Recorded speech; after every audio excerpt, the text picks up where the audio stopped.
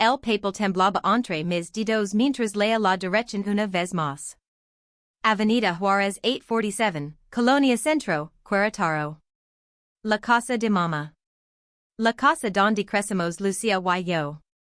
Donde ella murió hace apenas 3 meses agarrando mi mano. El licenciado Morales, el notario, bajo de su coche blanco y camino hacia mi con un portafolio bajo el brazo. Buenos días, señora Elena. ¿Lista para revisar los documentos? Había estado esperando este momento durante semanas. Después del funeral, Lucía desapareció. No contestaba llamadas, no respondía mensajes. Solo decía que necesitaba tiempo para procesar el duelo. Yo entendí. También estaba destrozada. Pero habían cosas importantes que resolver sobre la herencia de mamá.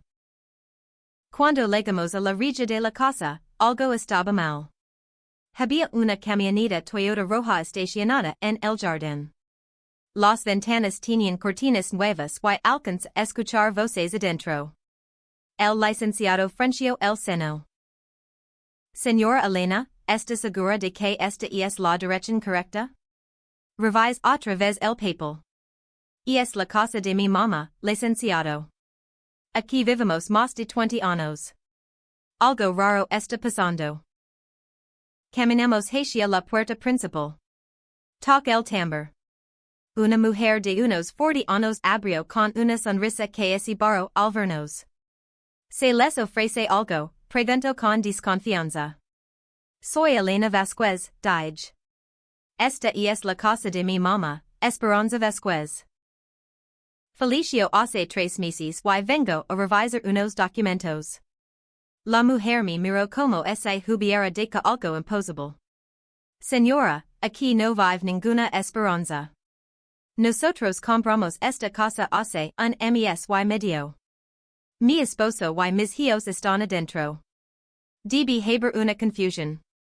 El mundo me vino encima. ¿Compraron la casa? ¿A quién?, preguntó con la voz quebrada.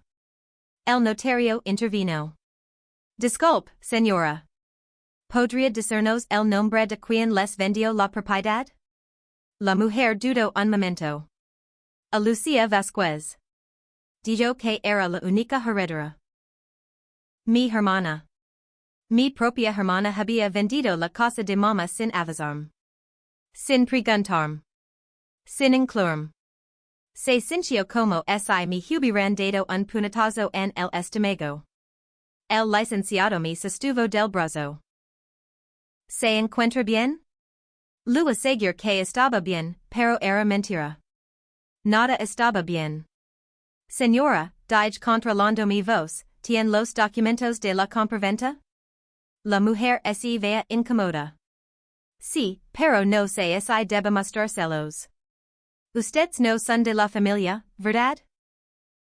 El licenciado sacó una tarjeta. Soy notario público. Si hubo alguna irregularidad en la venta, es importante que lo sepamos. La señora fue por los papeles. Cuando regresó, el licenciado los revisó en silencio. Su expresión se puso seria. Señora Elena, necesitamos hablar. Nos disculpamos con la familia y caminamos de regreso al coche. Una vez adentro, el licenciado me mostró las copias. Según estos documentos, Lucía se presentó como única heredera. Presentó un testamento donde su mamá lo dejaba todo a ella. Pero yo tengo aquí el testamento real, registrado 2 semanas antes de la muerte de su mamá. En este documento, la casa se divide entre usted y su hermana al 50% cada una. Me quedé en silencio. Lucía había mentido. Había falsificado documentos. Había vendido algo que también era mío. ¿Qué podemos hacer?, preguntó. El notario cerró su portafolio. Esto es un fraude, señora Elena.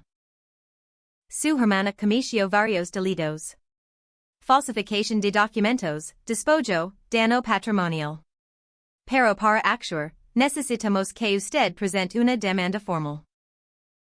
Durante el trayecto de regreso a mi casa, record los últimos meses con mamá. Había estado enferma de diabetes durante años, pero en enero de este año empeoró. Los riñones empezaron a fallar y el médico dijo que le quedaban pocos meses. Lucía y yo nos turnamos para cuidarla. Bueno, yo me turnaba. Lucía aparecía 2 o 3 veces por semana, siempre con prisa, siempre con alguna excusa para irse rápido. Vivía con su esposo Raúl en Ciudad de México, trabajaba en marketing para una empresa y siempre hablaba de lo caro que era todo. Yo, en cambio, había regresado a Querétaro después de mi divorcio.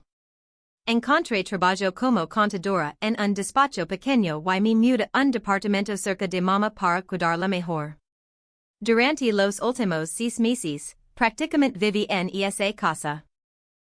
Cocinaba, limpiaba, lavaba a mamá al médico, le daba sus medicinas. Lucía mandaba dinero de vez en cuando, pero el cuidado diario era mío. Una noche, 2 semanas antes de que mamá muriera, le pregunté por el testamento. Mamá, ¿ya tienes todo en orden? Tus papeles, la casa, esas cosas. Ella asintió desde la cama. Sí, Elena. Fui con el licenciado Morales la semana pasada. La casa cuidará para los dos. Ustedes decidieron qué hacer con ella. Pero quiero que sepas algo. Tú has sido quien me acompañó estos meses difíciles. Si algún día Lucía quiere vender su parte, espero que tú tengas la primera opción de compra. No quiero que extraños vivan en esta casa donde fueron tan felices. Prometí que así sería. El día que mamá murió, fue tranquilo. Estaba dormida y dejó de respirar mientras yo le agarraba la mano. Llamé a Lucía llorando. Luego esa misma noche desde México con los ojos rojos. Durante el velorio y el funeral, parecía destrozada. La roba más que yo. Pero también no algo raro.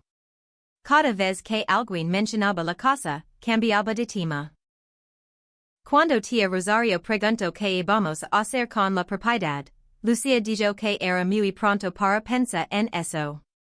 Después del funeral, me dijo que necesitaba regresar a México por trabajo, pero que regresaría en unos días para que revisáramos todo juntas. Nunca regresó. Cada vez que la llamaba, tenía una excusa diferente. Raúl estaba enfermo, tenía mucho trabajo, el carro se había descompuesto. Paran 2 semanas, luego 3. Yo empecé a preocuparme porque había gastos pendientes. El recibo de luz, el predial, algunos médicos que no habían cobrado. Use mis ahorros para cubrirlos. Cuando por fin logré contactar al licenciado Morales y hacer la cita para revisar el testamento, ya había pasado más de un mes.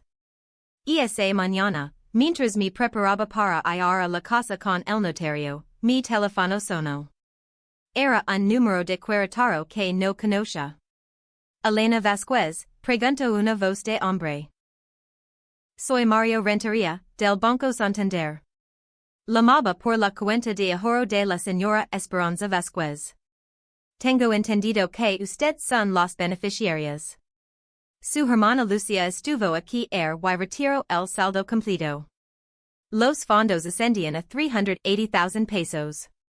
¿Usted está de acuerdo con este movimiento? Casi se me cae el teléfono. No, no estoy de acuerdo. Mi hermana no tenía autorización para retirar ese dinero sola. El empleado del banco suspiró. Señora, su hermana presentó documentos que la acreditaban como única beneficiaria. Si hay algún problema, tendrían que resolverlo legalmente. Ya no podemos hacer nada. Called temblando. Lucía no solo había vendido la casa. También había robado el dinero de mamá. Mi propia hermana, la que la roba en el funeral, me había traicionado de la peor manera posible.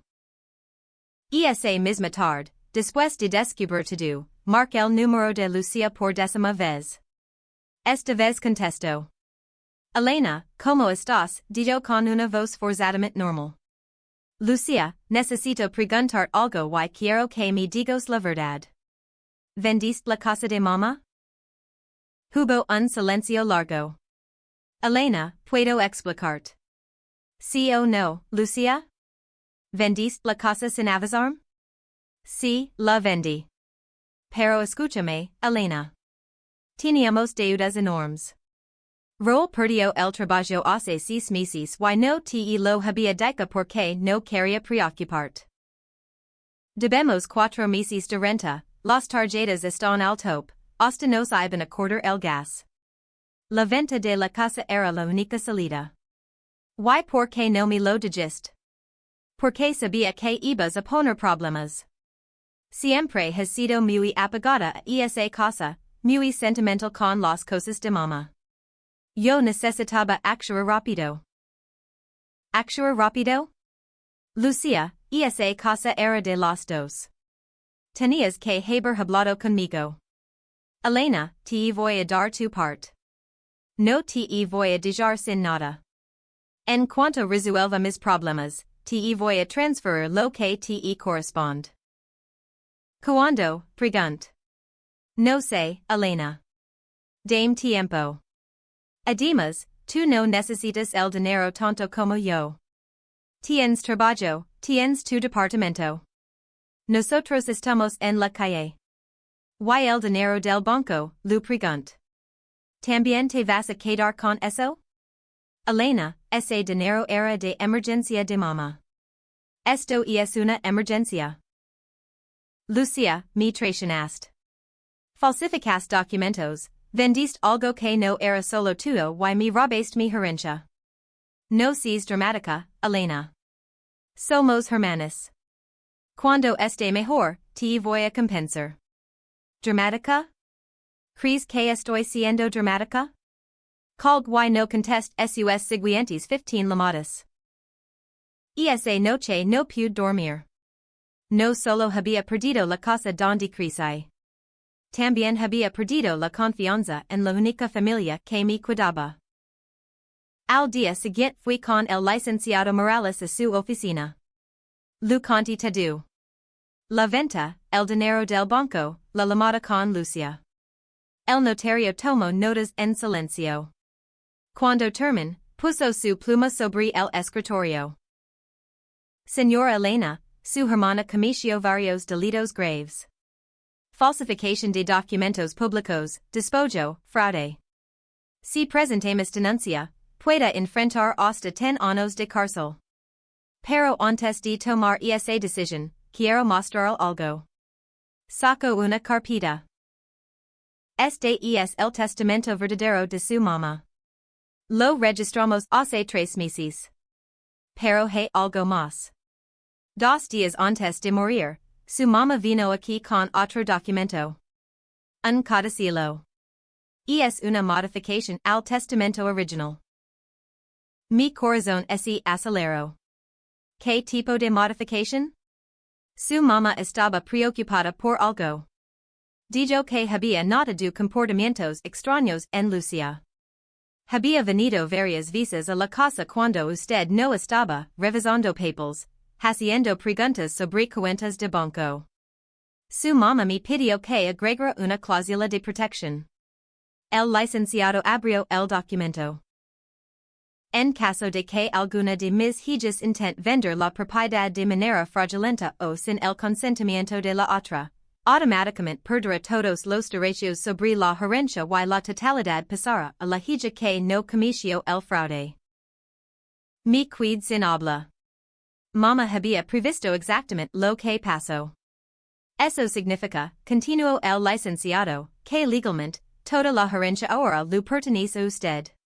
La casa, el dinero, todo.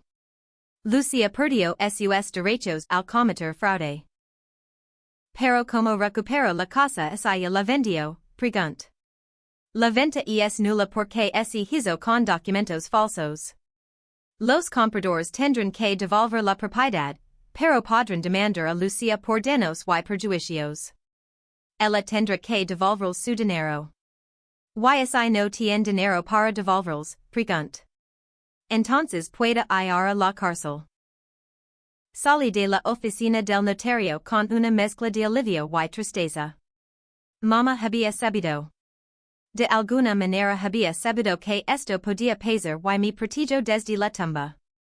Pero también significaba que mi hermana había enfrentar consecuencias muy graves. Esa tarde, el licenciado Morales me llamó.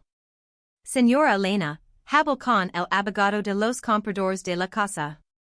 Cuando les expliqué la situación, se pusieron muy nerviosos. Aparentemente, Lucía les aseguró que todo estaba en orden y que ella era la única heredera. Ellos ya gastaron dinero en remodelations y están muy molestos. Quieren recuperar su dinero inmediatamente o van a demandar a Lucía por fraude. ¿Cuánto pagarán por la casa? Pregunt. 1,850,000 pesos. Era menos de lo que valía la casa, pero entendí por qué Lucía había aceptado. Necesitaba dinero rápido. 2 días después, mi teléfono sonó a las 11 de la noche. Era Lucía, pero sonaba desesperada. Elena, por favor, necesito hablar contigo. Es urgent. Por favor no me cuelgues. ¿Qué quieres, Lucía? Elena, los compradores de la casa me están amenazando. Su abogado dice que van a demandarme por fraude. Dicen que la venta no era válida. ¿Tú tienes algo que ver con esto? Lo subtitulé, Lucía. El testamento real, el codicilo, todo. Mamá sabía que ibas a hacer algo así. Hubo silencio del otro lado. ¿El codicilo? ¿Qué codicilo? El documento que mamá firmó 2 días antes de morir. El que dice que es una de nosotros comete fraude, pierde toda la herencia. Elena, eso no puede ser real. Por favor. Ven a México. Podemos resolver esto juntas. Yo te voy a dar tu parte del dinero. Todo lo que vendí la casa. Ya no es mi parte, Lucía. Es todo mío. Tú perdiste tus derechos cuando decidiste robar. Elena, por favor. Si me demandan, pueden meterme a la cárcel. Tengo 2 hijos pequeños. ¿No puedes tener compasión por ellos? Debiste pensar en tus hijos antes de cometer fraude, Lucía. Elena, somos hermanas. Somos las únicas que quedamos de la familia. Las hermanas no se roban entre ellas, Lucía. Las hermanas no mienten en funerals. Por favor, Elena. Dame una oportunidad de arreglar esto. Si retiras la demanda, te juro por mis hijos que te voy a dar cada peso que te pertenece. ¿Con qué dinero? Pregunt. Si te gastes todo. Voy a conseguir un préstamo. Voy a vender mi coche. Lo que sea necesario. Lucía, tuviste 3 meses para hablar conmigo. 3 meses para hacer las cosas bien. Elegiste mentir, robar y traicionar. Ahora enfrenta las consecuencias. Elena, por favor. Colg. No volví a contestar sus llamadas. Una semana después, el licenciado Morales me citó en su oficina otra vez. Señora Elena, tengo noticias. Los compradores aceptaron devolver la casa. Van a demandar a Lucía por la devolución de su dinero más daños y perjuicios. El banco también presentó una denuncia por el retiro fraudulento de los 380,000 pesos. Lucía enfrenta cargos criminales en 2 estados. ¿Qué pasa si no puede pagar? Puede ir a la cárcel de 5 a 10 años. El fraude es un delito grave. Me sentí extraña. Parte de mí se alegraba de que se hiciera justicia. Pero otra parte se entristecía porque mi hermana había destruido nuestra relación por dinero. 2 semanas después, pude volver a entrar a la casa de mamá. La familia que la había comprado ya se había mudado. Se veía diferente con sus muebles, pero al caminar por los cuartos, todos los recuerdos regresaron. El cuarto donde dormía con Lucía cuando éramos niñas. La cocina donde mamá nos hacía desayunos enormes. La sala donde veíamos televisión los domingos. Todo estaba intacto, pero todo había cambiado. En el cuarto de mamá, encontré una carta dentro de su buró. Estaba dirigida a mí. Elena, si estás leyendo esto, probablemente Lucía ya hizo lo que yo tenía que haría. Los últimos meses no cambios en ella. Revisaba mis papeles cuando creía que no la veía. Preguntaba mucho por mi dinero, por el valor de la casa. Me preocupa. Tú has sido mi apoyo estos meses difíciles. Has puesto tu vida en pausa para cuidarme. Si Lucía trata de cuidarte lo que es tuyo, no si lo permitas. La familia no es una excusa para el abuso. Te amo, Elena. Sueda esta casa como yo la sueda. Lor leyendo esa carta. Mamá lo había sabido todo. Me había protegido incluso después de morir. Un mes después, recibí una llamada de un abogado de Ciudad de México. Señora Elena, soy el licenciado Castro, abogado de Lucía Vázquez. Mi clienta quiere proponer un acuerdo. ¿Estaría dispuesta a escuchar? ¿Qué tipo de acuerdo? Pregunt. Lucía se declara culpable de todos los cargos. A cambio, pide que usted solicite una sentencia reducida por ser primera ofensa y por motivos familiares. Y el dinero que robó. Se compromete a pagarlo en abonos durante los próximos 5 años.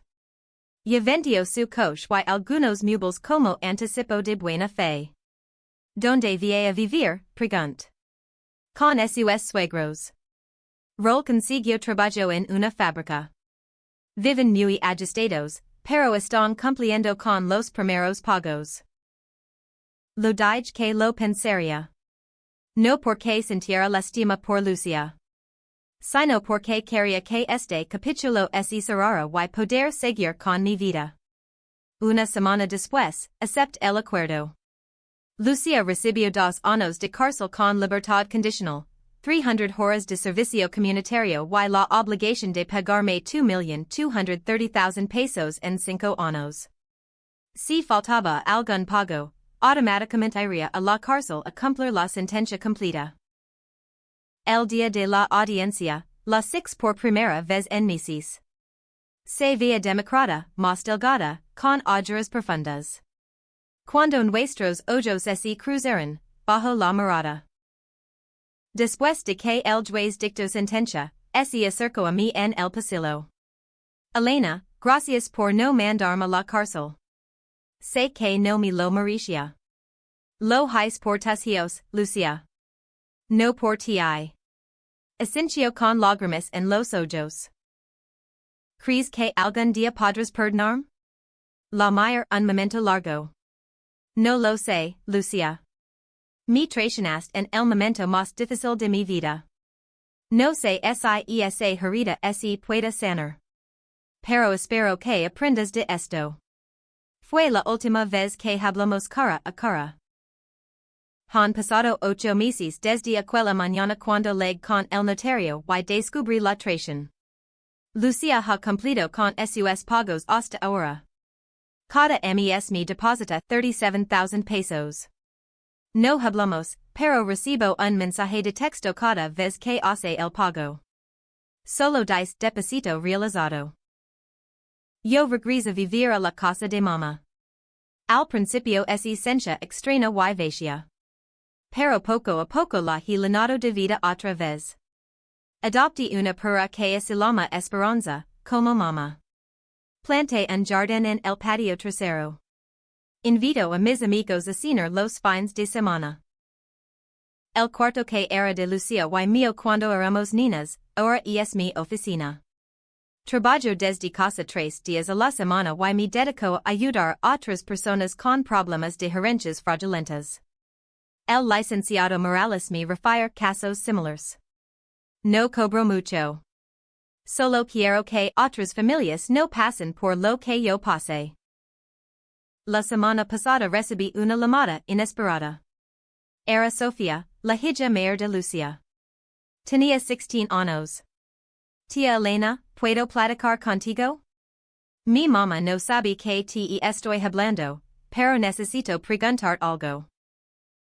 ¿Qué quieres saber, Sofía? Mi mamá realmente robó tu dinero?